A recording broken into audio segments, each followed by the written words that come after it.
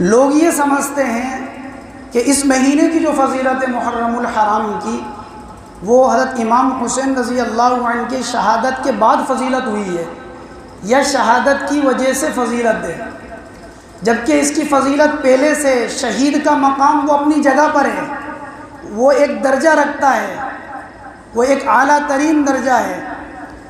لیکن محرم الحرام یہ قابل احترام مہینہ ہے، یہ غم کا مہینہ نہیں ہے، نعوذ باللہ یہ کوئی منحوس مہینہ نہیں ہے، یا یہ نہیں ہے کہ جیسا کہ لوگ سمجھتے ہیں کہ اس مہینے میں شادی کرنا منحوس سمجھا جاتا ہے، ایسا نہیں ہے۔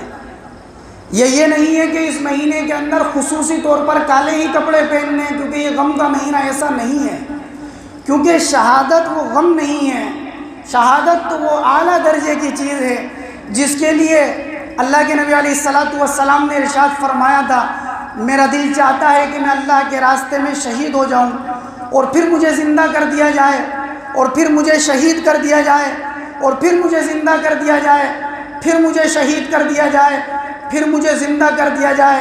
ایک روایت میں 3 مرتبہ، ایک روایت میں 7 مرتبہ آپ کے الفاظ موجود ہیں۔ اگر شہادت غم کی اور ماتم کی چیز ہوتی تو عامر بن فہیرہ رضی اللہ عنہ کی زبان کے اوپر یہ الفاظ کیوں تھے شہید ہوتے وقت؟ فزت ورب الکعبہ، رب کعبہ کی قسم میں تو کامیاب ہو گیا۔ اگر شہادت ماتم اور نوحے اور غم کی چیز ہوتی تو امیر المؤمنین یہ کیوں کہا کرتے تھے، اے اللہ تیرے رسول کے شہر میں مجھے شہادت نصیب فرما دے۔ نماز کی حالت میں امیر المؤمنین کو خنجر مارا گیا، آپ ایک محرم الحرام کو شہید ہو گئے، تو اگر شہادت غم کی چیز تھی تو پھر 10 محرم ہی کو کیوں ہو؟ پھر وہ 1 محرم کو امیر المؤمنین کی شہادت پر بھی ہونا چاہیے تھی۔ 18 ذی الحجہ کو عثمان ذی النورین کو شہید کر دیا گیا، جن کے لیے اللہ کے نبی نے فرمایا تھا عثمان تو 70,000 آدمیوں کے بارے میں قیامت کے دن سفارش کرے گا، جن کے بارے میں فرمایا تھا کہ عثمان حیا کا پیکر ہے، عثمان تجھ سے فرشتے بھی حیا کرتے ہیں، جن کے بارے میں فرمایا تھا کہ عثمان تو میرا دنیا اور آخرت کے اندر رفیق ہے، ان کو 18 ذی الحجہ کو مظلومانہ شہید کر دیا گیا، تو پھر ایک ماتم 18 ذی الحجہ کو بھی ہونا چاہیے تھا۔ اور پھر حضرت حسین کے والد کو 21 رمضان المبارک کو شہید کر دیا گیا، تو پھر ایک ماتم 21 رمضان المبارک کو بھی ہونا چاہیے تھا۔ پھر واقعہ رجی میں 10 صحابہ کو شہید کر دیا گیا، تو ایک ماتم اس واقعے کے اوپر بھی ہونا چاہیے تھا۔ جنگ احد کے اندر 70 صحابہ کو شہید کر دیا گیا، امیر حمزہ کے کلیجے کو نکال کر چبا دیا گیا، تو ایک ماتم اس پر بھی ہونا چاہیے تھا۔ مصعب بن عمیر کی شہادت ہو گئی، ایک ماتم ان پر بھی ہونا چاہیے تھا۔ عبداللہ بن جہش کی شہادت ہوئی تو ایک ماتم ان پر بھی ہونا چاہیے تھا۔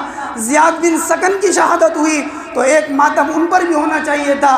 خبیب کی شہادت ہوئی تو ایک ماتم ان پر بھی ہونا چاہیے تھا۔ عبداللہ بن طارق کی شہادت ہوئی تو ایک ماتم ان پر بھی ہونا چاہیے تھا۔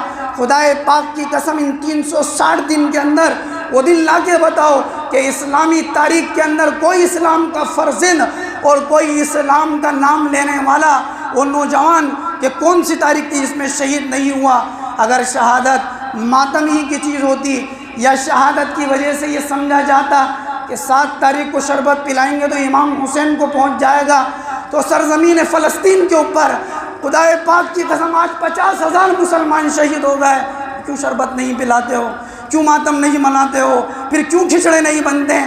کیوں کالے کپڑے نہیں پہنے جاتے ہیں؟ کیا ہم ہمارے دین کو اپنے اعتبار سے طے کریں گے کہ کسی پر شہادت کا ماتم کیا جائے گا اور کسی پر نہیں کیا جائے گا؟ ایسا نہیں ہے۔ شریعت ہے، شریعت کے اندر ایک حدود ہے، اور شریعت نے ایک چیز بتائی ہے، نوحہ اور ماتم کرنا شریعت نے اس سے منع کیا ہے۔ اس لیے اسلام میں ان چیزوں کی گنجائش نہیں ہے، اسلام میں یہ چیز جائز نہیں ہے۔ ان چیزوں سے مسلمان اور اہل اسلام کو احتراز کرنا چاہیے۔